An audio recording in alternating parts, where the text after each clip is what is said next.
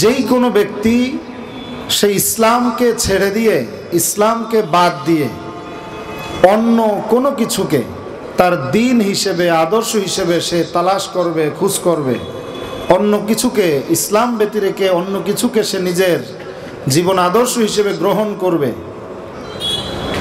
তাহলে কি হবে? সে ফালাই ইউকবালা মিনহু, তার কোনো আমলই আল্লাহর কাছে কবুল হবে না। ওয়াহুয়া ফিল আখিরাতি মিনাল খাসিরিন, আর সে আখিরাতে ক্ষতিগ্রস্তদের অন্তর্ভুক্ত হয়ে যাবে। জোরে বলেন নাউজুবিল্লাহ। এই আয়াতে সিগনিফিক্যান্স অফ ইসলাম, ইসলামের গুরুত্ব কি সেটা আমরা উপলব্ধি করতে পারি।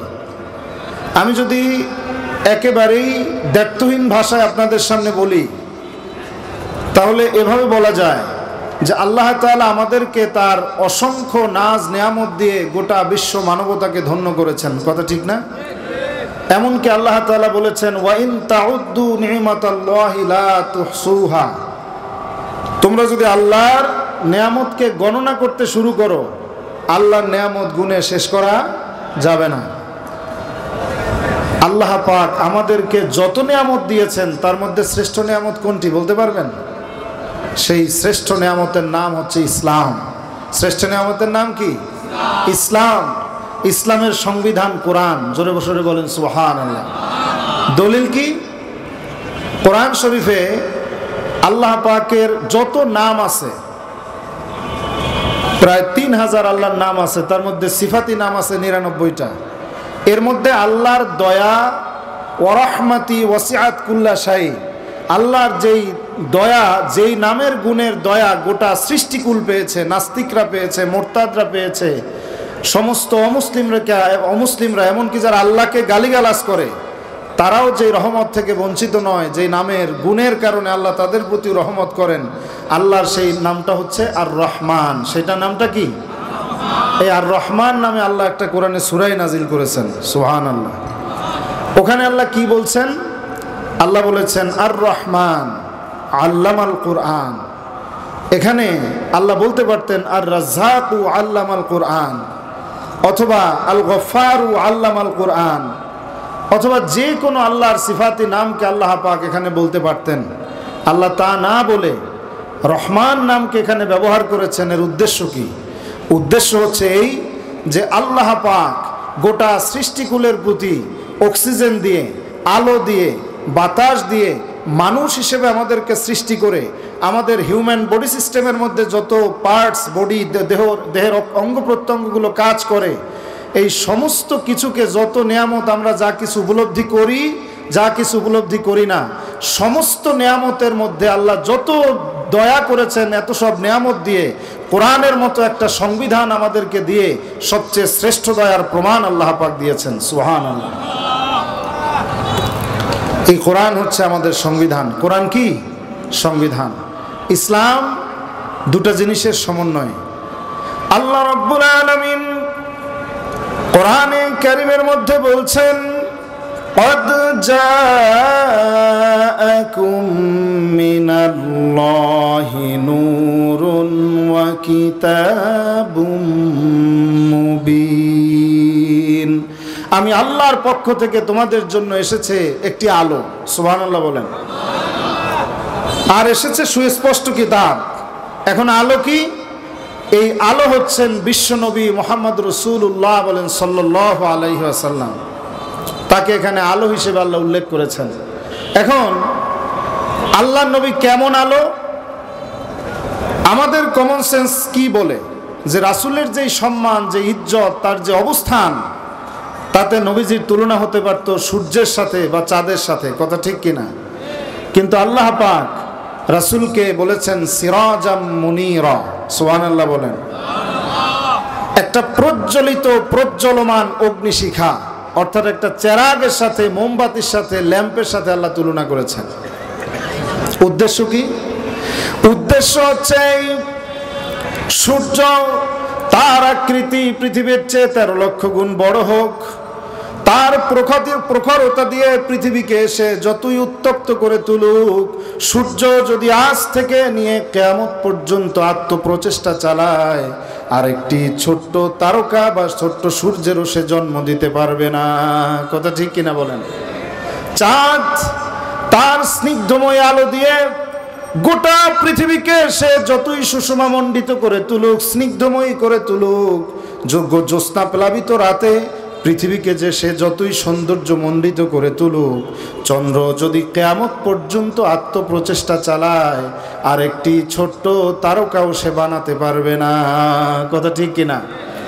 কিন্তু একটা মোমবাতি দিয়ে যদি আপনি আরো শত সহস্র মোমবাতি জ্বালান, একটা ল্যাম্প দিয়ে যদি হাজারো ল্যাম্প জ্বালান, মূল আলো থেকে একটু কমবে? বলেন কমবে? আল্লাহর নবী বলছেন, আনা মদিনাতুল ইলম আলিয়্যু বাবুহা, আমি হচ্ছি জ্ঞানের শহর আর হযরত আলী হচ্ছে তার দরওয়াজা। আল্লাহর নবী বিশ্ব নবী সাল্লাল্লাহু আলাইহি ওয়াসাল্লাম তার নিজের সম্পর্কে বলেছেন, ইন্নামা বুইস্তু মুআল্লিমান, of course I have sent down into this world as a teacher for whole mankind, আমি এই পৃথিবীতে প্রেরিত হয়েছি গোটা বিশ্ব মানবতার শিক্ষক হয়ে। সুবহানাল্লাহ। এই জন্য বিশ্বনবী মুহাম্মদ সাল্লাল্লাহু আলাইহি ওয়াসাল্লামকে এমন জ্ঞানের সাগর আল্লাহ তাআলা বানাইছেন, তার জ্ঞান থেকে কিয়ামত পর্যন্ত ইহুদি, খ্রিস্টান, নাসারা, বৌদ্ধ, হিন্দু, নাস্তিক, মুরতাদ ইসলামের জ্ঞান দিয়ে, রাসূলুল্লাহর জ্ঞান দিয়ে উপকৃত হতে থাকবে, মূল জ্ঞান থেকে একটু কমবে না। বলেন সুবহানাল্লাহ। আমার প্রিয় ভাইরা, ইসলামের মতো নিয়ামত দিয়ে সূরা আলে ইমরানের 85 নম্বর আয়াত আমি শুরুতেই তেলাওয়াত করেছি। এই সূরারই 19 নম্বর আয়াতে আল্লাহ পাক বলছেন, ইন্নাদ-দীনা ইনদাল্লাহিল ইসলাম, অবশ্যই আমি আল্লাহ কর্তৃক মনোনীত জীবন ব্যবস্থা শুধুমাত্র, কেবলমাত্র ওয়ানলি ওয়ান, সেটার নাম কি? জোরে বলেন, ইসলাম। বলতে কোনো দ্বিধা আছে? এই জাতির পিতা কে হবে? যারা দিনের পর দিন পরিবর্তন করে বললেই হবে না। আল্লাহ রাব্বুল আলামিন কোরআন শরীফের মধ্যে বলে দিয়েছেন, মিল্লাতা আবিকুম ইব্রাহিম হুয়া সাম্মাকুমুল মুসলিমিন। সুবহানাল্লাহ। ইব্রাহিম আলাইহিস সালাম হচ্ছে এই মিল্লাতের পিতা, আর তিনি তোমাদের নাম রেখেছেন মুসলমান। আল্লাহ পাক ইসলাম দিলেন আমাদের জীবন ব্যবস্থা হিসেবে। ইসলামকে আল্লাহ বলছেন দিন। ইসলামকে কি বলছেন আল্লাহ? জোরে বলেন, দিন। বাংলাদেশে অনেকগুলো পাবলিক ইউনিভার্সিটি আছে, প্রাইভেট ইউনিভার্সিটিও আছে, ঠিক না? এই সমস্ত বিশ্ববিদ্যালয়গুলোকে, ইউনিভার্সিটিগুলোকে নিয়ন্ত্রণ করে সরকারের যে সংস্থা, সেটাকে বলা হয় বাংলাদেশ বিশ্ববিদ্যালয় মঞ্জুরি কমিশন, সংক্ষেপে ইউজিসি। ওখান থেকে একটা পিএইচডি থিসিস তারা ছাপিয়েছে, সরকারের প্রতিষ্ঠান, রেফারেন্স সহ বলছি। সেই ডক্টরেট থিসিসের, পিএইচডি থিসিসের যে বইটা বের করেছে তারা, এটার নাম দিয়েছে তুলনামূলক ধর্মতত্ত্ব মুসলিম মনীষা।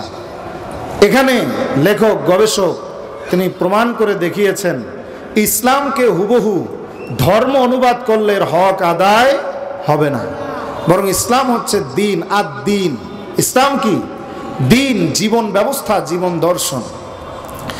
আল্লাহ রাব্বুল আলামিন ইসলামকে দিয়ে সূরা আল বাকারার 208 নম্বর আয়াতে আল্লাহ পাক হুকুম দিয়েছেন, ইয়া আইয়ুহাল্লাযীনা আমানু দুখুলু ফিস সিলমি কাফা ওয়া লা তাত্তাবিউ খুতুওয়াতিশ শাইতান ইন্নাহু লাকুম আদুউম মুবিন। তোমরা যারা মনে প্রাণে বিশ্বাস করে যারা কালেমা পড়েছো, যারা ঈমান এনেছো, তারা লক্ষ্য করে শোনো, আল্লাহ পাক হুকুম করছেন উদখুলু ফিস সিলমি কাফা, ইসলামের মধ্যে তোমরা পরিপূর্ণরূপে প্রবেশ করো। সুবহানাল্লাহ বলেন। ইসলামের মধ্যে কি করতে বলছেন আল্লাহ? পরিপূর্ণরূপে। উদাহরণ হিসেবে যদি বলি, এই যে আমার গায়ে কোটটা দেখতেছেন, এটা যদি এক হাত ঢুকাই আর এক হাত পিঠের উপরে ফেলাইয়া কেউ হাঁটে, তাহলে কি কেউ বলবে যে কোটটা গায়ে দিয়েছে? বলেন। ঘরের মধ্যে আপনি প্রবেশ করবেন, এক পা ভিতরে এক পা বাহিরে, মসজিদে ঢুকবেন এক পা ভিতরে এক পা বাহিরে, কেউ কি বলবে যে আপনি মসজিদের মধ্যে ঢুকছেন? বলবে না। ইসলাম যখন আমরা মনে প্রাণে বিশ্বাস করে যখনই পড়েছেন লা ইলাহা ইল্লাল্লাহু মুহাম্মাদুর রাসূলুল্লাহ, এই কালেমা পড়ার সঙ্গে সঙ্গে আপনার আমার গলায় একটা রশি লেগে গেছে, একটা দড়ি লেগে গেছে, শিকল লেগে গেছে। সুবহানাল্লাহ বলবেন না? এক কথায় কালেমা পড়ে নিজেকে যখন মুমিন হিসেবে দাবি করলাম, নিজের গলায় শিকল লাগালাম, সেই শিকলের নাম হচ্ছে নিজের কোনো মত চলবে না, শয়তানের কোনো ইচ্ছা জীবনে প্রয়োগ করা যাবে না, অথবা নফসের কোনো ইচ্ছা অনুযায়ী নিজের জীবনের কোনো কাজ করা যাবে না। নিজের ইচ্ছা, নিজের আর্জি, নিজের সমস্ত কামনা বাসনা সব কিছুকে যেই মালিকের উপরে আমি ঈমান এনেছি, যাকে আমি ইলাহ বলে যাকে স্বীকার করেছি, যাকে স্বীকৃতি দিয়েছি, তার মর্জি মোতাবেক জীবনের সমস্ত ইচ্ছাগুলোকে, টাটকা বাসি সুখগুলোকে বাম পাও দিয়ে বিসর্জন দিতে হবে। তবে সেটা কোনো খাজা বাবার তরিকায় লোহার শিকল লাগাইয়া বছরের পর বছর গোসল না করে সালার চট করে নফসের সালার চট পরে নফসের সাথে মুজাহাদা করলে হবে না। বরং তরিকাটা কি হবে সেই কথাও কালেমার দ্বিতীয় অংশে আছে। মুহাম্মাদুর রাসূলুল্লাহ, আল্লাহর ইচ্ছা মতো এবং রসুলের দেখানো পথ মতো জীবন পরিচালনার নামই হচ্ছে ইসলামের মধ্যে পরিপূর্ণরূপে প্রবেশ করা। সুবহানাল্লাহ বলেন। আল্লাহ পাক পরের আয়াতে বলছেন, فَإِن زَلَلْتُم مِّن بَعْدِ مَا جَاءَتْكُمُ الْبَيِّنَاتُ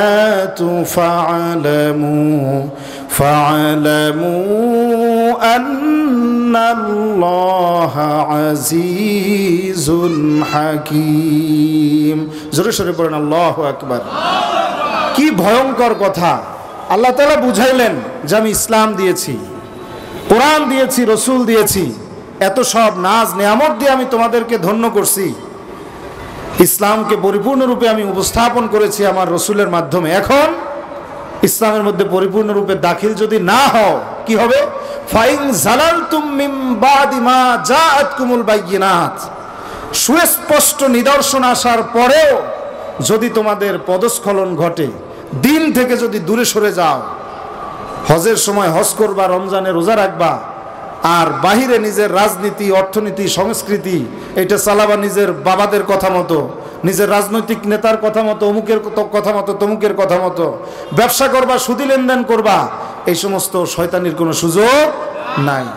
ফাইন জালালতুম মিন বাদি মা জাআতকুমুল বাইয়িনাত ফালামু, যদি এমনটা করো, আল্লাহ পাক নিজে বলছেন ফালামু, তাহলে জেনে রাখো, আন্নাল্লাহা আজিজুন হাকিম, আল্লাহ পাক হচ্ছেন আজিজ, তিনি যে কোনো সময় তোমাদেরকে পাকড়াও করে ধ্বংস করে দিতে পারেন। সুবহানাল্লাহ বলবেন না? অতএব সে আল্লাহরে ভয় করো। কারে ভয় করো? আল্লাহকে ভয় করো। জান্নাতে কারা যাবে? নিজের ইচ্ছা যে ব্যক্তি জীবনে, পারিবারিক জীবনে, সামাজিক জীবনে, রাষ্ট্রীয় জীবনে, আন্তর্জাতিক জীবনে, জীবনের কোনো অঙ্গনে যে নিজের ইচ্ছাকে আল্লাহর ইচ্ছার সামনে প্রাধান্য দেওয়া যাবে না। আল্লাহ পাক বিষয়টাকে আরো ক্রিস্টাল ক্লিয়ার করে কোরআন শরীফে অন্যত্র তুলে ধরেছেন। রব্বুল আলামিন বলেছেন, ফাআম্মা মান তাগা ওয়া আসারাল হায়াতাদ দুনিয়া فإن الجحيم هي المأوى وأما من خاف مقام ربه ونهى النفس عن الهوى فإن الجنة هي المأوى। رب العالمين বলছেন, ফাম্মা মান তাগা, যেই ব্যক্তি সীমা লঙ্ঘন করেছে, আল্লাহ পাক বলছেন মদ খেও না, জেনার কাছে যেও না, সুদ খেও না, সুদ দিও না, ঘুষ খেও না, ঘুষ দিও না, ওজনে কম দিও না, খাদ্যে ভেজাল মিশাও না, নামাজ ছেড়ো না, মিথ্যা কথা বলো না। আল্লাহর হুদুদগুলোকে যে মানে নাই, বরং আল্লাহর দেখানো বারবার আল্লাহর এই ফরজ হুকুমগুলোকে সে অমান্য করেছে, বারবার সে সীমাকে অতিক্রম করেছে। আল্লাহ পাক বলেন ওর ঠিকানা হবে জাহান্নাম।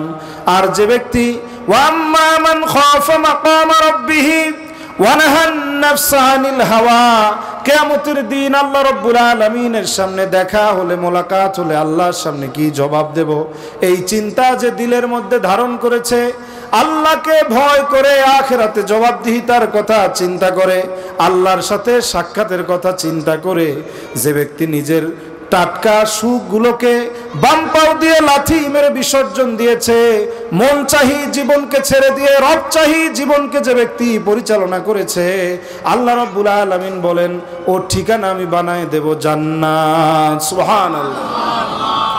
ইসলামের মধ্যে উদখুলু ফিস সিলমি কাফা, যখনই আমাকে ইসলামের মধ্যে প্রবেশ করব কালেমা পড়ার মাধ্যমে, ঈমান এনে, তখনই আমার ইচ্ছাকে, মর্জিকে, নিজের খেয়ালিপনাকে, সমস্ত কিছুকে আমি কার সামনে বিসর্জন দিচ্ছি?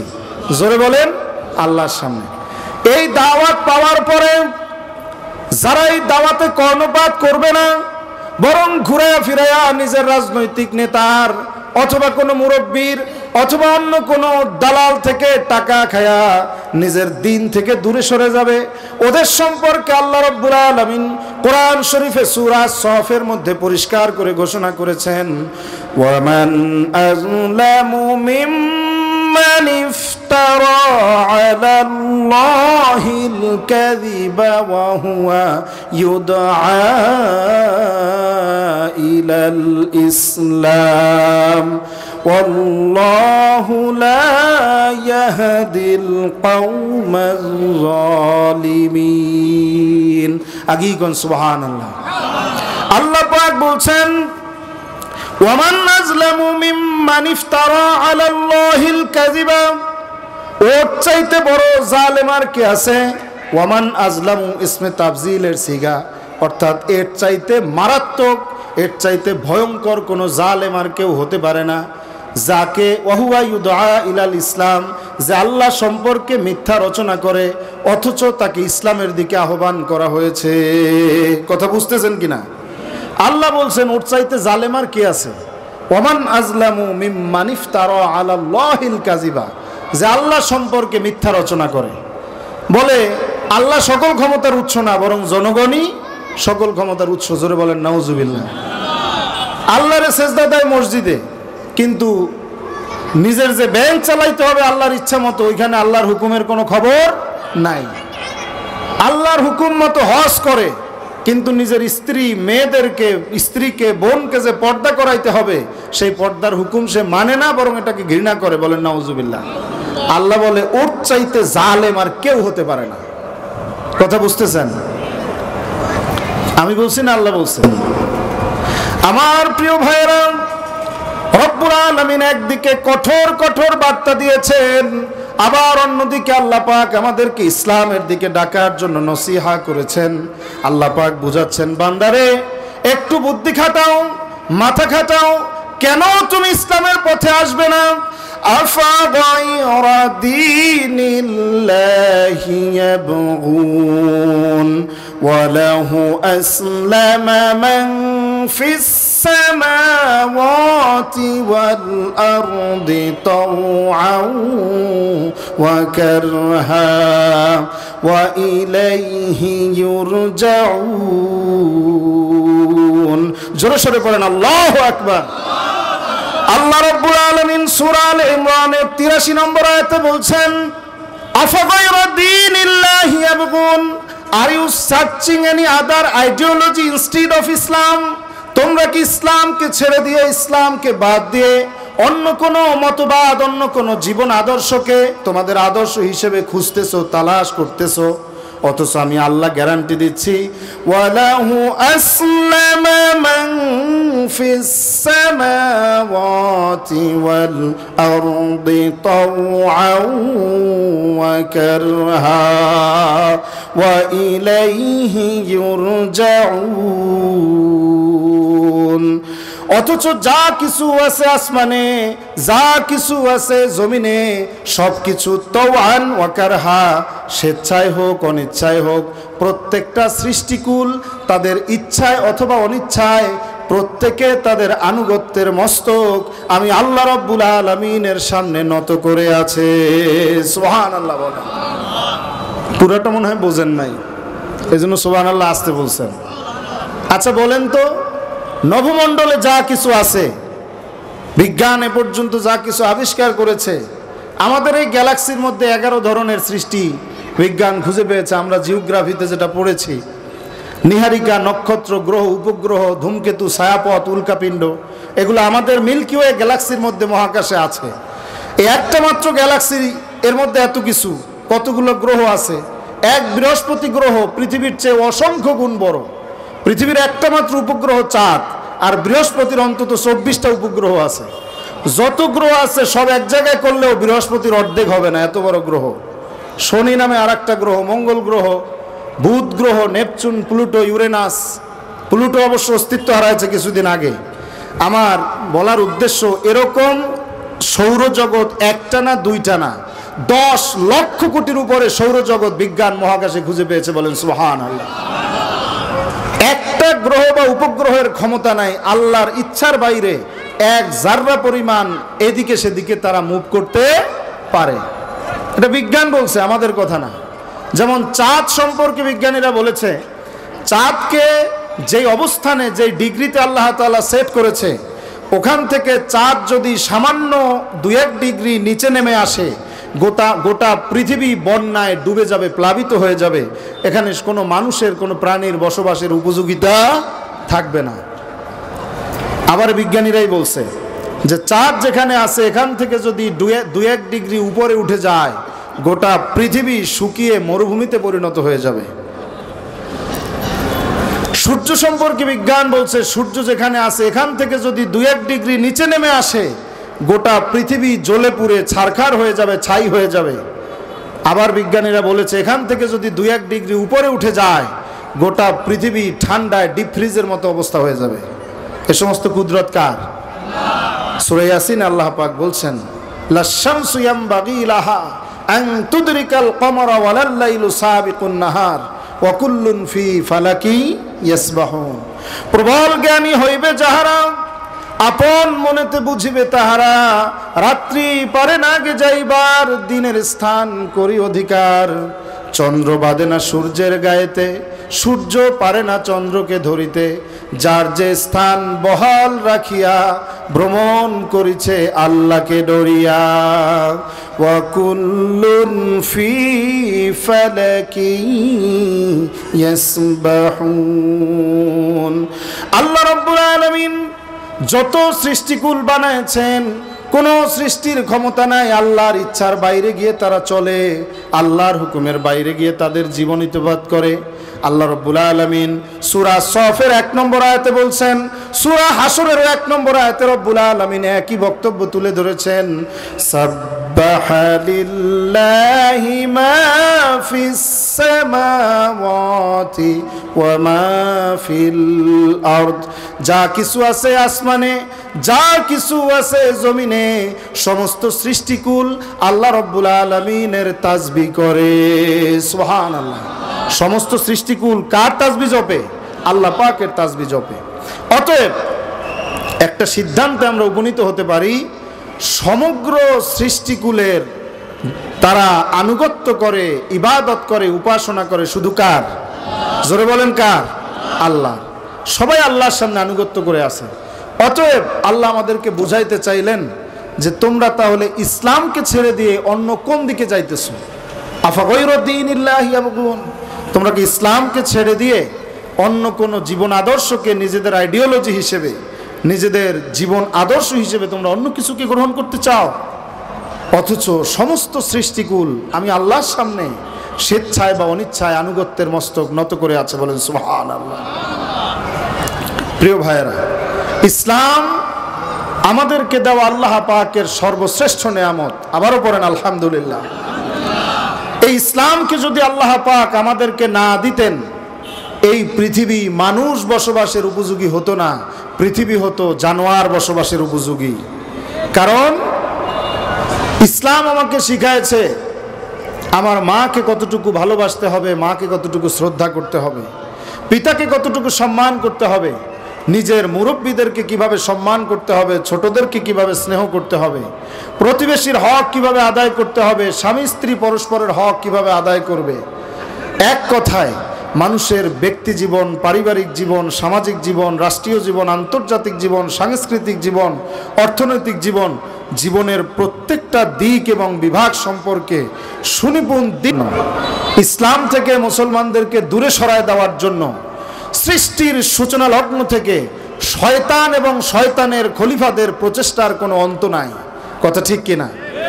যুগে যুগে যেই বিষয় আশয় সামনে এনে, যেই ধোঁকাকে সামনে এনে আল্লাহর বান্দাদেরকে, আদম সন্তানদেরকে সত্যের পথ থেকে, হকের পথ থেকে, ইসলামের পথ থেকে ভ্রান্ত দিকে তাদেরকে যেন মুখ ফিরায় নেওয়া যায়, এজন্য শয়তান একটা না দুইটা না, যুগে যুগে হাজারো রকম বক্রপথ, বাঁকা পথ শয়তান নিজেই সৃষ্টি করেছে। জোরে বলেন নাউজুবিল্লাহ। আর এই খবরটা সবচাইতে ভালো আছে কার কাছে? জোরে বলেন কার কাছে? আল্লাহ রাব্বুল আলামিন শয়তানের সমস্ত চক্রান্ত আল্লাহ রাব্বুল আলামিন সবচাইতে ভালো করে জানেন বলে রব্বুল আলামিন কোরআন শরীফে বলছেন, ওয়া আলাল্লাহি কসদুস সাবিলি ওয়া মিনহা জাইরুন ওয়ালাউ শাআ লাহাদাকুম আজমাইন। সুবহানাল্লাহ বলেন। মনোযোগ না দিলে এই আলোচনা কিন্তু বুঝবেন না, কারণ আমি কেচ্ছা কাহিনী কম বলি, কোরআন হাদিস থেকে বলার চেষ্টা করি। এজন্য যারা একটু টান সুর পছন্দ করেন তাদের আমার ওয়াজ ভালো নাও লাগতে পারে, তবে মনোযোগ দেওয়া আমি জরুরি মনে করি। কারণ আমলের পরিশুদ্ধতার আগে চিন্তার, মস্তিষ্কের ধ্যান ধারণার পরিশুদ্ধতা আগে জরুরি। কথা ঠিক কিনা? এই চিন্তার পরিশুদ্ধতা নাই বলেই আমরা একদিকে নিজেদেরকে মুসলমান দাবি করি, অন্যদিকে এমন দল আমি করি যারা আমাদের ইসলামের সাথে শত্রুতা পোষণ করে। কথা ঠিক কিনা? যারা মুসলমানদের কোনো অগ্রগতি, কল্যাণ দেখলে যেই সব নেতাদের গা জ্বলে, ওদেরকে যাই আমরা ভোট দেই। কথা ঠিক কিনা? এই জন্য আমাদের মন মস্তিষ্কের পরিশুদ্ধতা এটা সবার আগে জরুরি। আকীদার পরিশুদ্ধতা এটা শুধু জাবরিয়া কাদরিয়াদের আকীদা পড়লে হবে না। বর্তমানে সবচাইতে বড় ফিতনা ধর্মনিরপেক্ষতাবাদের আকীদা, সমাজতন্ত্রবাদের আকীদা, ধর্মহীন গণতন্ত্রের আকীদা, এরকম জাতীয়তাবাদের আকীদা যেগুলো ইসলামের সাথে কন্ট্রাডিকশন আছে, কোথায় আছে, কিভাবে আছে, এটাকে যদি আপনি পার্থক্যই করতে না পারেন তাহলে নিজেকে একজন পিউরিফাইড মুসলমান হিসেবে দাবি করার কোনো সুযোগ থাকবে না। আপনি মিসগাইডেড হয়ে যাবেন, বিভ্রান্ত করে ফেলবে তারা তাদের মতো করে ব্যাখ্যা করে। কারণ ইসলামটাকে মানুষ এত সস্তা বানায় ফেলছে, এর সমাধান চাওয়ালার কাছে পাওয়া যায়, রিক্সাওয়ালার কাছে পাওয়া যায়, অটোওয়ালার কাছেও পাওয়া যায়। বলে হুজুররা বোঝে কি? কথা ঠিক কিনা বলেন? সব স্পেশালিস্ট। রাজনৈতিক নেতারা তো আরো ভালো জানে, এই জন্য যেখানে সেখানে তারা বলে বুখারীতে আছে লাকুম দীনুকুম ওয়ালিয়া দীন। কথা ঠিক কিনা বলেন? বলছে না আমাদের নেতারা? তো এই জন্য চিন্তার পরিশুদ্ধতা আগে জরুরি। যেটা আমি বুঝাতে চাই একটু খেয়াল করেন। সৃষ্টির সূচনা লগ্ন থেকে বিশ্ব মানবতা হচ্ছে শান্তির কাঙ্গাল। পৃথিবীর বিভিন্ন দেশে দেশে বিশ্ব মানবতা কিভাবে শান্তি পাবে, কল্যাণ পাবে, এজন্য এর ব্যাপারে চেষ্টায় মানুষের কোনো অবধি নাই, কোনো অন্ত নাই, কোনো শেষ নাই। শান্তি এবং মুক্তি দেওয়ার লক্ষ্যে পৃথিবীর ইতিহাসে বিশ্ব মানবতাকে দুই শ্রেণীর মানুষ পথ দেখাইছে। কয় শ্রেণীর মানুষ? দুই শ্রেণী। একদিকে পথ দেখাইছে রাজনীতিবিদ, বুদ্ধিজীবী, দার্শনিক, কবি, সাহিত্যিকরা। অন দ্য আদার হ্যান্ড অন্যদিকে ইসলামের পথে ডেকেছে নবীরা এবং রাসূলরা। এখন প্রশ্ন হচ্ছে, আমরা কি নবী রাসূলদের দেখানো ইসলামের পথে হাঁটবো, নাকি বুদ্ধিজীবী, রাজনীতিবিদ, কবি, সাহিত্যিক, দার্শনিক এদের পথে হাঁটবো? কাদের পথে হাঁটতে চান আপনারা? জোরে বলেন। নবীদের পথে হাঁটবো, বুদ্ধিজীবী, দার্শনিকদের পথে হাঁটবো না। কারণ কি? এর কারণও তো আছে, সময় কম। অনেক কারণের মধ্যে এটি একটি কারণ। সেই কারণটি হচ্ছে বুদ্ধিজীবীরা, দার্শনিকেরা, রাজনীতিবিদরা তারা কথা বলে নিজস্ব মন মস্তিষ্ক প্রসূত জ্ঞান দিয়ে। কথা ঠিক কিনা বলেন? যেমন পৃথিবীর মানুষকে শান্তি এবং মুক্তি দেওয়ার জন্য অর্থনৈতিক মতবাদের মধ্যে একসময় ছিল সামন্তবাদী প্রথা, অর্থাৎ জমিদারি প্রথা সিস্টেম ছিল। এই যে তালুকদার, হাওলাদার, এগুলো জমিদারি প্রথা থেকে নামগুলো আসছে। এরপরে আসছে সমাজতন্ত্রবাদ, পুঁজিবাদ, এরকম বিভিন্ন অর্থনৈতিক মতবাদ পৃথিবীতে এসছে। রাজনৈতিক মতবাদের মধ্যেও বিভিন্ন মতবাদ আসছে, বিভিন্ন মতবাদ। এর মধ্যে একটা হচ্ছে যে ধর্মহীন আব্রাহাম লিঙ্কনের দেওয়া থিওরি গণতন্ত্র, কখনো আসছে রাজতন্ত্র, কখনো আসছে ফেসিবাদ। বিভিন্ন রাজনৈতিক মতবাদ এবং অর্থনৈতিক মতবাদ দিয়ে গোটা পৃথিবীর মানুষকে গুলিয়ে ফেলেছে। তাদের চিন্তাগুলোকে মিক্স আপ করে তাদেরকে মিসগাইড করার জন্য এই মতবাদগুলো পাথেয় হিসেবে তাদের পিছনে কাজ করছে। কথা ঠিক কিনা? এখন আপনাকে আমাকে চিন্তা করতে হবে, এবং এর মধ্যেও ক্লাশ আছে। যারা অর্থনৈতিক মতবাদের পিছনে ছুটেছে তারা রাজনৈতিক মতবাদগুলোর দিক থেকে প্রায়োরিটি তারা কমিয়ে দিয়েছে। যারা রাজনৈতিক মতবাদের দিকে ছুটেছে তারা অর্থনৈতিক মতবাদের দিকে ফোকাস করেছে বেশি। মানে ও রাজনৈতিক দিকে ফোকাস করেছে, অর্থনৈতিক দিকে তাদের ফোকাস আবার কম ছিল। ইসলাম দুইটাকেই ব্যালেন্স করেছে। ইসলাম কি করেছে? ইসলামের রাজনীতি, অর্থনীতি, সংস্কৃতি সবটাকেই একটা লিবারেল জীবন ব্যবস্থা হিসেবে পৃথিবীবাসীর সামনে উপস্থাপন করেছে। বলেন সুবহানাল্লাহ। শয়তানের সবচেয়ে বড় ফাঁদ যেটা বর্তমান সময়ে ইসলাম পালনে আমাদের জন্য সবচাইতে বড় সংকট, সেটা হচ্ছে আমাদের জীবনকে আমরা ইসলাম থেকে ভাগ করে ফেলেছি। আমরা নামাজ রোজা করি, আল্লাহর হুকুম মোতাবেক নামাজ পড়ি, রোজা রাখি, জাকাত দেই, হজ করি, কিন্তু আমার অর্থনৈতিক জীবনে, সাংস্কৃতিক জীবনে, এই যে বেচারা হাজী সাহেব হজ করে আসছে, দেখা যায় ওনার বাড়িতেই বিয়ার অনুষ্ঠানে সারা রাত এত নাচ গান জোরে বাজে মহল্লাবাসী ঘুমাইতে পারে না। কথা ঠিক কিনা? এটা যে পাপ হয় হাজী সাহেবেরও খবর নাই। আবার উনি অমুক দলের তমুক নেতা, অমুক জায়গায় এই পদে উনি বসে আছে, অমুক জায়গার এই নেতা হইছে, মুখে এরকম সাপদারি, সাদা ধবধবে, দেখতে ফেরেশতার মতো লাগে, কিন্তু আকীদা কি? ইসলাম পরিপন্থী সেকুলার আকীদা। কথা ঠিক কিনা? এই জায়গাটা আমাদের কাজ করতে হবে। যদি না করতে পারি চিন্তায় পরিশুদ্ধতা আসবে না। আর আকীদার পরিশুদ্ধতা যদি আমাদের না আসে, আল্লাহর জান্নাতের কোনো গ্যারান্টি নাই, আমলগুলো কবুল হওয়ার কোনো গ্যারান্টি নাই। কথা ঠিক কিনা বলেন? প্রিয় ভাইয়েরা, এই জন্যে আল্লাহ রাব্বুল আলামিন কোরআন শরীফে সূরা আল বাকারার 85 নম্বর আয়াতে আল্লাহ রাব্বুল আলামিন বলেছেন, আফাতুমিনুনা বিবাদিল কিতাবি ওয়া তাকফুরুনা বিবাদ فما جزاء من يفعل ذلك منكم إلا خزي في الحياة الدنيا ويوم القيامة يردون إلى أشد العذاب জোরে সরে পড়েন আল্লাহু আকবার। তো খুব খেয়াল করেন আল্লাহ এখানে কি বলছেন, আফাতুমিনুনা বিবাদিল কিতাবি ওয়া তাকফুরুনা বিবাদ। একটু ভালো করে বোঝেন, তোমরা কি আল্লাহর দেওয়া দ্বীনকে, এই কিতাবের কোরআনের কিছু অংশকে মানবা আর কিছু অংশকে করবা অস্বীকার? প্রশ্ন করছেন কে? জোরে বলেন কে? আল্লাহ নিজে প্রশ্ন করছেন যে তোমরা এই কোরআনের কিছু অংশকে মানবা আর কিছুকে মানবা না, কিছুকে করবা অস্বীকার। তাহলে কি হবে? তাহলে এই দুনিয়ায় দেব ইল্লা খিজিয়ুন ফিল হায়াতিদ দুনিয়া, দুনিয়ায় তোমাদেরকে দেব আমি লাঞ্ছনার জীবন। জলে বলেন নাউজুবিল্লাহ। দুনিয়ায় কিসের জীবন দিবে? লাঞ্ছনার জীবন। এই লাঞ্ছনার জীবন মুসলমান পাইছে কিনা? বলেন পাইছে কিনা? শতকরা 90-92 ভাগের মুসলমানের দেশ বাংলাদেশ। এদেশে স্বাধীনতা পার করেছি আমরা 50 বছরেরও বেশি। কথা ঠিক না? 53 বছর হয়ে গেছে স্বাধীনতা আমরা উদযাপন করেছি। এদেশে মুসলমানরা কি আমাদের যেই শৌর্য ছিল, বীর্য ছিল, ঐতিহ্য ছিল, সেটা নিয়ে কি মুসলমানরা বাঁচতে পারতেছে? বলেন পারতেছে? পারতেছি না। কারণ কি? কারণ আমাদের জীবনকে আমরা ইসলাম থেকে ভাগ করে ফেলেছি। জীবনকে আমরা ভাগ করে ফেলেছি। আমরা নামাজ রোজা করি, কিন্তু ব্যাংকগুলোতে সব, বাংলাদেশ ব্যাংক যেহেতু সুদ ভিত্তিক, কোনো ইসলামী ব্যাংক খুলতে হলে ওখানে সুদ দিয়ে তারপরে ব্যাংক খুলতে হয়। নাউজুবিল্লাহ মিন যালিক। এর চাইতে দুর্ভাগ্যজনক কথা, এর চাইতে হতাশার কথা উম্মাহের জন্য আর কি কিছু হতে পারে? প্রিয় ভাইরা, এজন্য ইসলাম থেকে জীবনকে ভাগ করার কোনো সুযোগ নাই। আল্লাহ রাব্বুল আলামিন ইসলামকে একটি পরিপূর্ণ জীবন ব্যবস্থা হিসেবে আমাদের জন্য মনোনীত করার পরে আল্লাহ রাব্বুল আলামিন আবার ধর্মের ব্যাপারে বাড়াবাড়ি করতে নিষেধ করে দিয়েছেন। এই বাড়াবাড়ির অর্থ এই নয় যে আপনি রাজনৈতিক জীবনকে আলাদা করে ফেলবেন, সাংস্কৃতিক জীবনকে ইসলাম থেকে আলাদা করবেন, ওইগুলো শয়তানের মতো পাশ্চাত্যের দেওয়া থিওরির মতো আপনি জীবনটা ওখানে ওরকম চালাবেন।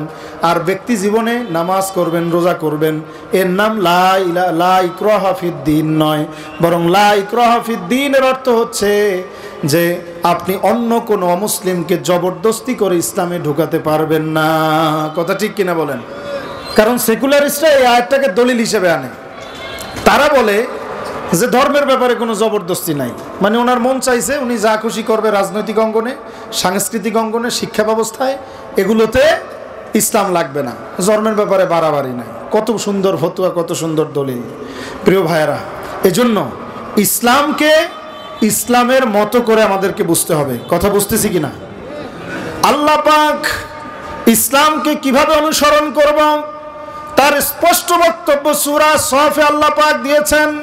রব্বুল আলামিন বলেছেন, হুয়াল্লাযী আরসালা রাসূলাহু বিল হুদা ওয়া দীনিল হক লিইয়ুযহিরাহু আলাদ দ্বীনি কুল্লিহি ওয়ালাউ কারিহাল মুশরিকুন। আল্লাহ রাব্বুল আলামিন বলছেন, অতীব পবিত্র মহান সত্তা আল্লাহ রাব্বুল আলামিন, যিনি তার রাসূলকে দ্বীনে হক, সত্যের বিধান সহকারে, ইসলাম সহকারে তিনি বলছেন আমি পাঠাইছি। কেন পাঠাইছি? লিউযহিরাহু আলাদ দ্বীনি কুল্লি, পৃথিবীতে মানুষের রচিত যত মতবাদ আছে, মানব রচিত যত তন্ত্র আছে, মন্ত্র আছে, যত ধর্ম আছে, সমস্ত কিছুর উপরে ইসলামকে যেন বিজয়ী আদর্শ হিসেবে প্রতিষ্ঠা করা যায়। এজন্য ইসলামকে আমি আল্লাহ রাব্বুল আলামিন ইসলামকে দিয়ে আমার রসুলকে, রসুলের সাথে ইসলামকে দিয়ে আমি পাঠাইছি। সুবহানাল্লাহ। দ্বীনে হক, সত্যের বিধান সহকারে পাঠাইছি, ইসলামকে বিজয়ী আদর্শ হিসেবে প্রতিষ্ঠা করার জন্য। বলেন সুবহানাল্লাহ, জোরে সোরে পড়েন আল্লাহু আকবার। প্রিয় ভাইরা, ইসলাম দিয়ে আমাদের ব্যক্তি, পরিবার, সমাজ, রাষ্ট্র আমরা রাঙাতে চাই। রাজি আছি? আল্লাহ পাক বলছেন, সিবগাতাল্লাহ, তোমরা আল্লাহর রঙে রঙিন হয়ে যাও। সুবহানাল্লাহ বলেন। আল্লাহর রং দিয়ে ব্যক্তি সাজাও, সন্তান সাজাও, স্ত্রী সাজাও, পরিবার সাজাও, প্রতিবেশীদেরকে ইসলামের রঙে রঙিন করে দাও, সমাজটা ইসলামী সমাজ বানাও, অর্থনীতিটাকে ইসলামের অর্থনীতি বানাও, নিজেদের সাংস্কৃতিক জীবনকে ইসলামের রং দিয়ে ঢেলে সাজাও, নিজেদের শিক্ষা ব্যবস্থাকে ইসলামের রং দিয়ে সাজাও, আন্তর্জাতিক ফরেন পলিসিকে ইসলামের ঢঙে সাজাও। জীবনের সমস্ত দিকগুলোকে যদি তুমি ইসলাম অনুযায়ী সাজাতে পারো, তাহলে আল্লাহ রাব্বুল আলামিন তোমাকে যেই সার্টিফিকেট দিয়েছেন, তোমাকে যেই হুকুম করেছেন, উদখুলু ফিস সিলমি কাফা, এই হুকুম তখন তোমার বাস্তবায়ন হয়ে যাবে। আর এই হুকুম যখন তোমাদের পুরা সমাজের, পুরা জনপদের মানুষের এই হুকুম যখন পরিপূর্ণরূপে আমল হয়ে যাবে, তখনই আল্লাহ রাব্বুল আলামিন তোমাদেরকে সার্টিফিকেট দিচ্ছেন। সূরা আলে ইমরানের 110 নম্বর আয়াতে, কুনতুম খায়রা উম্মাতিন উখরিজাত লিন-নাস তা'মুরুনা বিল মা'রুফি ওয়া তানহাউনা আনিল মুনকার ওয়া তু'মিনুনা বিল্লাহ। জোরে সোরে পড়েন সুবহানাল্লাহ। যখন আমরা ইসলামে পরিপূর্ণ প্রবেশ করব, রেজাল্ট কি হবে? যেই রেজাল্ট সাহাবায়ে কেরাম অর্জন করেছিলেন। সুবহানাল্লাহ বলেন। সাহাবীরা যখন ইসলামে পরিপূর্ণরূপে প্রবেশ করলো, রাসূলুল্লাহ সাল্লাল্লাহু আলাইহি ওয়াসাল্লাম একটা কাফেলা বানায় ফেললেন। আল্লাহ বললেন, কুনতুম খায়রা উম্মাহ, ও মুসলিম, you are the best nation in the history of the world. তোমাদের চাইতে শ্রেষ্ঠ কোনো জাতি পৃথিবীতে হতেই পারে না। রাসূলুল্লাহ বললেন খয়রুল কুরুনি করনি, সর্বশ্রেষ্ঠ যুগ আমার যুগ। আমি যে সোনার মানুষ, আমি যে আবু বকর, আমি যে ওমর, আমি যে খালিদ বিন ওয়ালিদ, আমি যে খাব্বাব, খুবাইব, বেলালকে বানাইছি, যুগে যুগে কিয়ামত পর্যন্ত পৃথিবীর সমস্ত বিশ্ববিদ্যালয়গুলো মিলে একজন বেলালে হাফসি বানাতে পারবে না। সুবহানাল্লাহ বলেন। ইসলামের রঙে সিবগাতাল্লাহ, আল্লাহর রঙে রঙিন হয়ে যাও। কারণ কি? What's the reason, what's the because of, কারণটা কি? কারণটা হচ্ছে ওয়ামান আহসানু মিনাল্লাহি সিবগা। সুবহানাল্লাহ বলেন। আল্লাহর রঙের চাইতে আর উত্তম রং কারো হতে পারে না। প্রিয় উপস্থিতি, আলোচনাটা অনেক লম্বা, সময় শেষ দিকে। কিভাবে লম্বা আমি একটু হিন্টস দেই, তাহলে বুঝবেন। ইসলাম সম্পর্কে কিছু জেনারেল স্টেটমেন্ট, কিছু আয়াত আমি আপনাদের সামনে উপস্থাপন করেছি। এখন আমাদেরকে বুঝতে হবে, ইসলামকে যে আমাদের জীবন থেকে ভাগ করে দেওয়া হয়েছে, এটা তো একদিনে হয় নাই। এটার পিছনে বিশাল ষড়যন্ত্র কাজ করেছে মুসলিম বিশ্বের বিপক্ষে। সেই ষড়যন্ত্রের নাম হচ্ছে ধর্ম নিরপেক্ষতা, যেটার জন্ম হয়েছে মধ্যযুগীয় ইউরোপ সভ্যতায়। সেখানে খ্রিস্টান পাদ্রীরা তাদের চার্চ দিয়ে ধর্মের নামে মানুষকে শাসনের নামে শোষণ করত। জ্ঞান বিজ্ঞান চর্চায় তারা মানুষকে বাধার সৃষ্টি করেছে। বিশ্ববিখ্যাত বিজ্ঞানী গ্যালিলিওকে তারা বিষ প্রয়োগ করে হত্যা করেছে। নারীদেরকে তারা ভোটাধিকার থেকে বঞ্চিত করেছে। শয়তানের দালাল হিসেবে তারা গণ্য করেছে নারীদেরকে। তাদের বক্তব্য, আমরা জান্নাতে ছিলাম, শয়তানের পক্ষ থেকে ইভ নাউজুবিল্লাহ দালালি করে গন্ধম ফল খাওয়ানোর কারণে স্বর্গচ্যুতি আমাদের ঘটছে, না হলে আমরা স্বর্গে থাকতাম। এখান থেকে বিজ্ঞান মনস্ক মানুষের সাথে, ধর্মপ্রাণ মানুষের সাথে, মানে ধর্মীয় যারা চার্চ ছিল, পাদ্রী ছিল, তাদের সাথে একটা যুদ্ধ হয়। এই যুদ্ধে বিজ্ঞান মনস্ক মানুষেরা পরাজিত হয়, তারা জয়লাভ করে, আর এই ধর্মগুরুরা পরাজিত হয়। এখান থেকে তারা বক্তব্য বানায় যে ধর্ম আর রাজনীতি একসাথে চলতে পারে না। লম্বা কথা সংক্ষেপে বললাম। ওই কনসেপ্ট সর্বপ্রথম মুসলিম বিশ্বের মধ্যে তুরস্কে মোস্তফা কামাল পাশা এটাকে আমদানি করে। সে আরবি ভাষাকে সেখানে নিষিদ্ধ করে, হিজাবকে নিষিদ্ধ করে, এমনকি আরবি ল্যাঙ্গুয়েজকে উঠাইয়া ল্যাটিন ল্যাঙ্গুয়েজকে তুর্কির উপরে চাপায় দেওয়া হয়। প্রকাশ্যে আজান দেওয়া নিষিদ্ধ করা হয়, ইসলামী শিক্ষাকে নিষিদ্ধ করা হয়, মাদ্রাসাগুলোকে বন্ধ করে দেওয়া হয়। মুয়াজ্জিন প্রকাশ্যে আজান দেওয়ার অপরাধে মোস্তফা কামাল পাশা তাকে ডেকে নিয়ে তার দরবারে নিয়ে তাকে শাস্তি দিয়েছিল। কথা বুঝতেছিলেন? হিজাব সেখানে নিষিদ্ধ করা হয়েছে সেকুলারিজমের দোহাই দিয়ে। এই ভারতেই এটাও আছে, ধর্মনিরপেক্ষতার আকীদা। বাংলাদেশে এটা ৭২-এ আমদানি করা হয়েছে। আমরা এই ধর্মনিরপেক্ষতা আমাদের সংবিধানে চাই না। কথা ঠিক কিনা বলেন? কারণ আমাদের দিন কমপ্লিট। অন্য ধর্মের অধিকার আমরা কিভাবে দেব, সেটা ইসলামের চেয়ে সুন্দর করে পৃথিবীর কোনো জায়গায় আর বলা নাই। আমার এমফিল পিএইচডি গবেষণার সাবজেক্টই এটা, Islamic approach towards different religious places of worship, a review in the an exploratory study in the context of Muslim history। এটা হচ্ছে আমার এই গবেষণার থিম, গবেষণার রিসার্চ টাইটেল। ধর্মীয় উপাসনালয়গুলো সংরক্ষণের ব্যাপারে, অমুসলিমদের ধর্মীয় উপাসনালয় সংরক্ষণের ব্যাপারে ইসলাম কি ভূমিকা রেখেছে, কোরআন সুন্নাহ কি বলে। আমি অবাক হয়েছি। এটা ভিন্ন সাবজেক্ট, আজকে আলোচনার সময় নাই। শুধু এতটুকু বলবো, বিশ্বনবী সাল্লাল্লাহু আলাইহি ওয়াসাল্লাম বলেছেন যে সংখ্যাগরিষ্ঠ মুসলিম এলাকায় সংখ্যালঘুরা মুসলমানদের কাছে আমানতের মতো। তাদের জানমালের যদি কোনো ক্ষতি করা হয়, ইজ্জতের উপরে যদি হাত ওঠে, কিয়ামতের দিন আমি মুহাম্মদ সাল্লাল্লাহু আলাইহি ওয়াসাল্লাম সংখ্যালঘু অমুসলিমদের পক্ষ নিয়ে সংখ্যাগরিষ্ঠ মুসলমানদের বিপক্ষে আল্লাহর আদালতে কিয়ামতে আমি মামলা করব। সুবহানাল্লাহ বলবেন না? এরকম বক্তব্য পৃথিবীর কোন নেতা বলতে পারছে দেখান তো আমাকে? কোথাও খুঁজে পাবেন না। প্রিয় ভাইয়েরা, এরপরে আমাদেরকে বুঝতে হবে ব্যক্তি জীবন গঠন সম্পর্কে ইসলাম কি বলে, পরিবার গঠন সম্পর্কে, পারিবারিক সমস্যা সমাধান ইসলাম কি বলে, সামাজিক সমস্যা সমাধান ইসলাম কি বলে, ধর্মীয় সমস্যা সমাধান ইসলাম কি বলে, রাজনৈতিক সমস্যা সমাধানে কি বলে, আন্তর্জাতিক সমস্যার সমাধানে কি বলে। প্রত্যেকটার ব্যাপারে ইসলামের স্পষ্ট বক্তব্য আছে কি নাই? আছে কি না? আছে। যেমন শুধু ব্যক্তি গঠন নিয়ে যদি আমি কয়েকটা পয়েন্ট বলি, আমাদের ব্যক্তিগত জীবনে মানুষের সাথে সৎ আচরণ করা, বাড়াবাড়ি না করা, উদারতার পরিচয় দেওয়া, এটা একটা ব্যক্তিগত গুণ কিনা বলেন? রাব্বুল আলামিন কোরআনে কারীমের মধ্যে বলছেন, ইন্নাল্লাহা ইয়া'মুরু বিল আদলি ওয়াল ইহসান ওয়া ইতা'i যিল কুরবা ওয়া ইয়ানহা আনিল ফাহশাই ওয়াল মুনকারি ওয়াল বাগি ইয়া'iযুকুম লা'আল্লাকুম তাযাক্কারুন। আল্লাহ পাক হুকুম দিচ্ছেন, চলে আসছে, ইন্নাল্লাহা ইয়া'মুরু বিল আদলি ওয়াল ইহসান, নিশ্চয় আল্লাহ পাক আদালত সম্পর্কে, ন্যায়পরায়ণতা সম্পর্কে, ইহসান সম্পর্কে আমাদেরকে আদেশ দিয়েছেন। বলেন সুবহানাল্লাহ। এভাবে সূরা আল বাকারার 177 নম্বর আয়াত পড়বেন। ব্যক্তি গঠনের ওখানে 10টা শর্ত দেওয়া হয়েছে। কয়টা?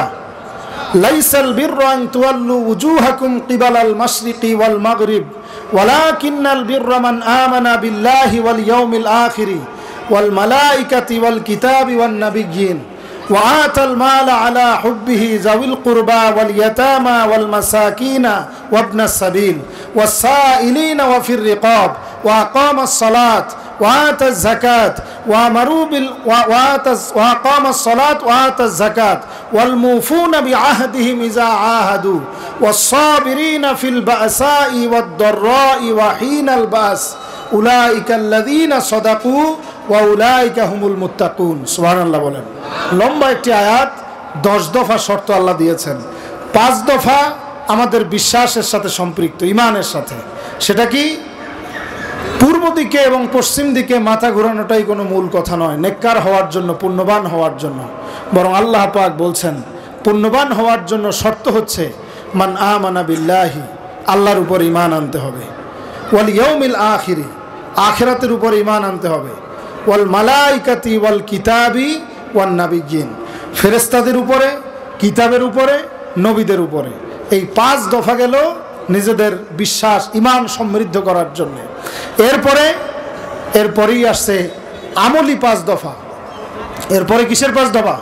আমলের 5 দফা। নামাজ কায়েম করতে হবে, যাকাত আদায় করতে হবে, ওয়াদাকে পূর্ণ করতে হবে, দান সদাকা করতে হবে আল্লাহর ভালোবাসায়, এবং সবর করতে হবে কোন কোন ক্ষেত্রে সেটাও আল্লাহ রাব্বুল আলামিন এই আয়াতে বলে দিয়েছেন। বলেন সুবহানাল্লাহ। আচ্ছা, এই গুণগুলো আমাদের অর্জন করার দরকার আছে কি নাই?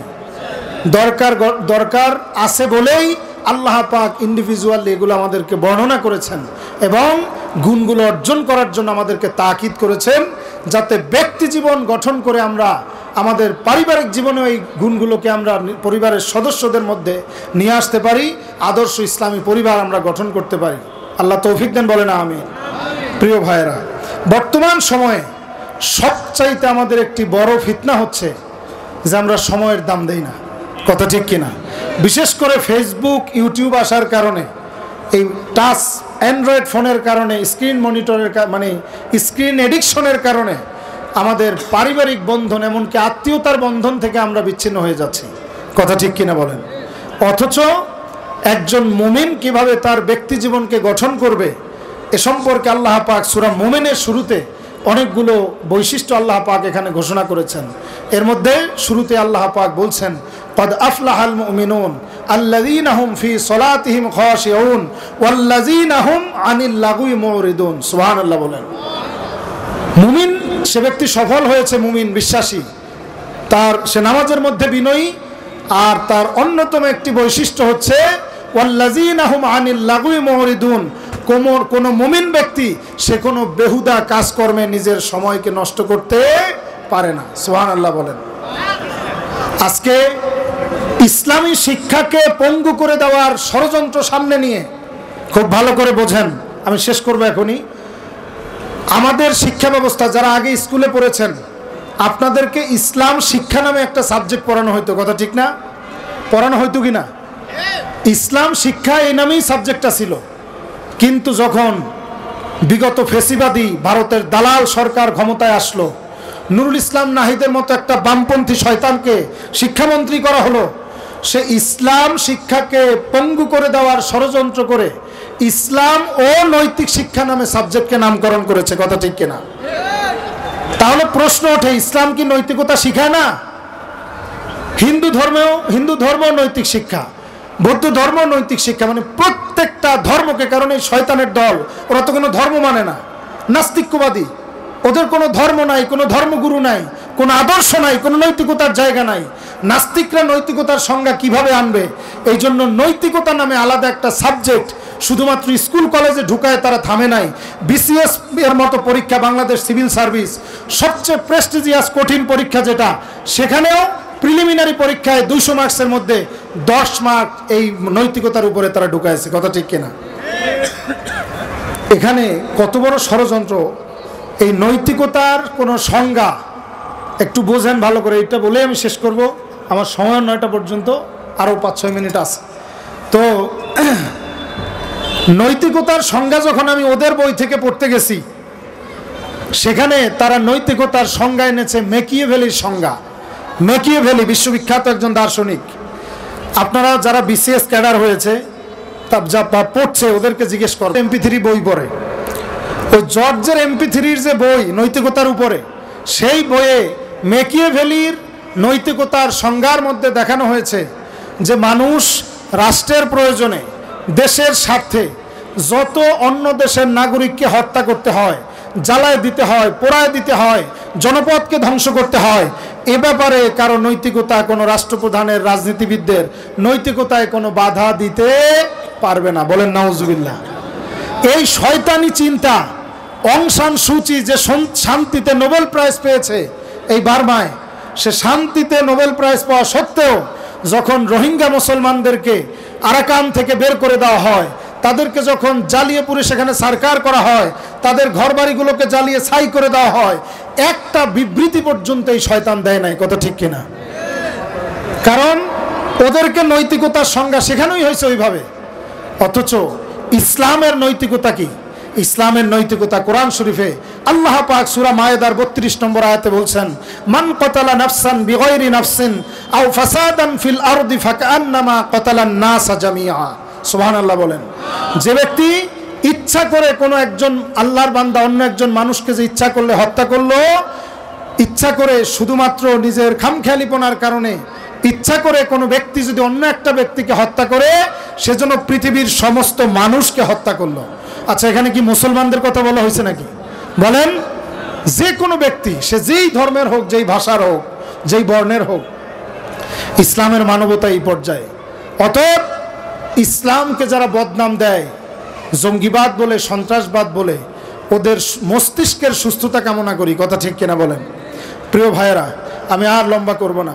ইসলামের বিরুদ্ধে যুগে যুগে বিভিন্ন রকম ষড়যন্ত্র হয়ে আসছে, এখনো চক্রান্ত চলতেছে। কথা ঠিক কিনা বলেন? এই চক্রান্তের জবাব, বুদ্ধিবৃত্তিক জবাব আমরা বুদ্ধিবৃত্তিকভাবে দেব। আমাদের যদি শিক্ষা ব্যবস্থার আকারে ওদের ষড়যন্ত্র কাজ করে, আমরা নতুন শিক্ষা ব্যবস্থা দেশের উপরে, জমিনের উপরে কায়েম করে সেটার জবাব আমরা দেব। কথা ঠিক কিনা? ব্রিটিশরা যখন গোটা মাদ্রাসা শিক্ষা ব্যবস্থাকে, প্রায় 90,000 মাদ্রাসা ছিল উপমহাদেশে, প্রায় 80,000-এর উপরে 88,000 মাদ্রাসা ধ্বংস করেছে, 2,000-এর মতো মাদ্রাসা ছিল। তখন দারুল উলুম দেওবন্দ প্রতিষ্ঠা হয়েছে না? হয়েছে কিনা? আজও আমাদের শিক্ষা ব্যবস্থাকে ধ্বংস করার জন্য চক্রান্ত চলতেছে, সাংস্কৃতিক ব্যবস্থাকে ধ্বংস করে দেওয়ার জন্য নিত্য নৈমিত্তিক বিভিন্ন চক্রান্ত আসতেছে। সমস্ত ষড়যন্ত্রের জাল ছিন্ন ভিন্ন করে, রাজনৈতিক ষড়যন্ত্রের মোকাবেলা করেও আমরা এই জমিনের উপরে, আল্লাহর জমিনের উপরে আল্লাহর দ্বীনকে কায়েম করব। কারা কারা কায়েম করতে চাই? হাত তুলে দেখা। নারে তাকবীর। আল্লাহ পাক আমাদের এই হাতগুলোকে আল্লাহর দ্বীনের জন্য আল্লাহ কবুল করেন। বলেন আমিন, সুম্মা আমিন। ওয়া আখির দাওয়ানা আনিল হামদুলিল্লাহি রাব্বিল আলামিন। সুবহানাকাল্লাহুম্মা ওয়া বিহামদিকা আস্তাগফিরুকা। আলহামদুলিল্লাহ।